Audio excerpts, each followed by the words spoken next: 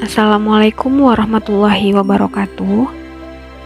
Pada kesempatan kali ini, saya akan mempresentasikan tugas individu, yaitu analisis isu efektivitas kinerja individu berdasarkan tupoksi.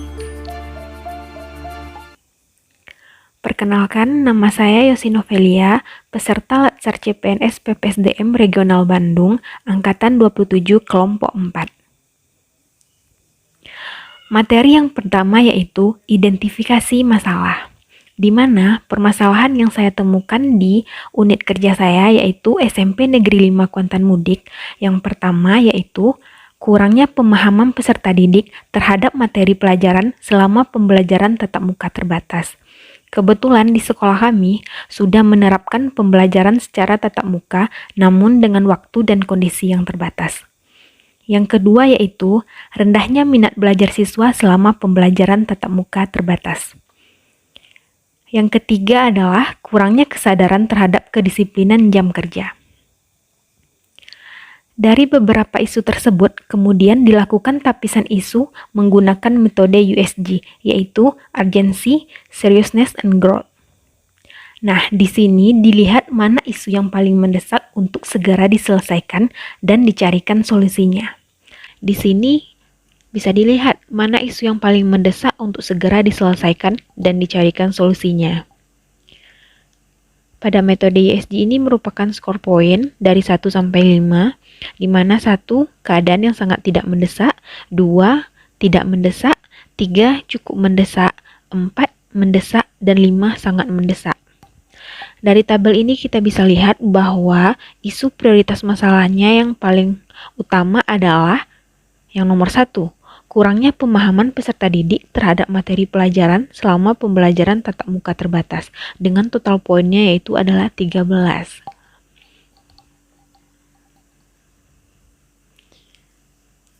Setelah dilakukan tapisan isu untuk menemukan isu prioritasnya, selanjutnya kita mendalami dan menganalisis isu lebih lanjut menggunakan metode Fishbone untuk mencari akar permasalahan dari isu tersebut. Poin pertama yaitu metodenya.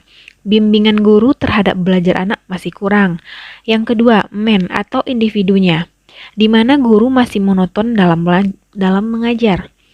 Yang ketiga yaitu mesin atau teknologi.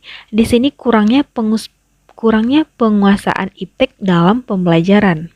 Dan yang terakhir ada material, waktu dan media pembelajaran terbatas.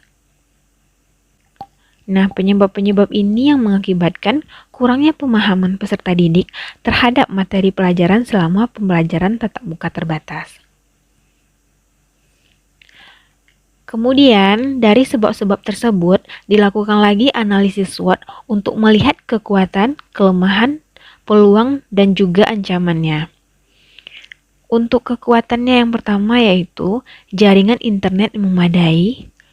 Yang kedua, kemauan guru untuk belajar. Sedangkan kelemahan yang ditemukan yaitu keterbatasan waktu dan keterampilan guru dalam penyampaian materi. Untuk peluangnya sendiri yaitu adanya fasilitas diklat offline dan online.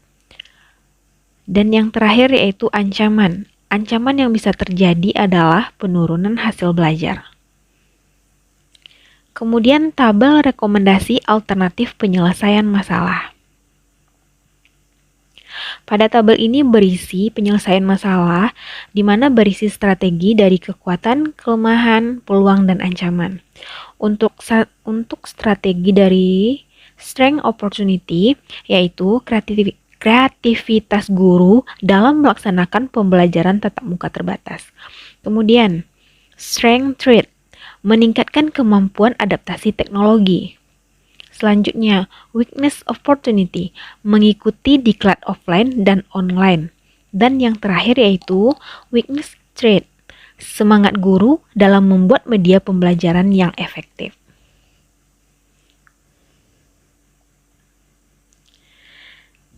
Setelah melakukan analisis, ditemukanlah penyebab dari isu tersebut, di mana penyebabnya adalah keterbatasan waktu, media, dan kemampuan guru dalam pembelajaran tatap muka terbatas. Nah, di sini dapat dilihat tabel rekomendasi alternatif penyelesaian isu.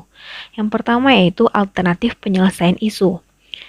yaitu meningkatkan kreativitas dan metode mengajar guru. Kemudian, tahapan setiap alternatif. Persiapan. Yang pertama, mencari referensi tentang metode dan media pembelajaran interaktif.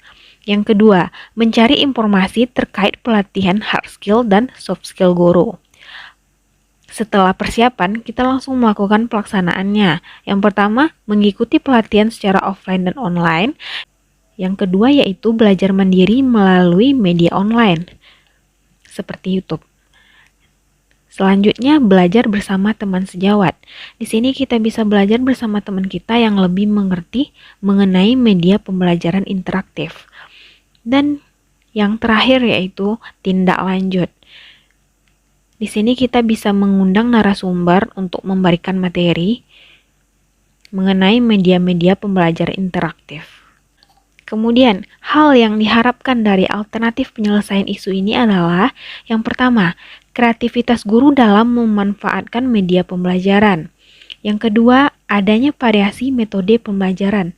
Dan yang terakhir, meningkatnya pemahaman siswa dalam pembelajaran.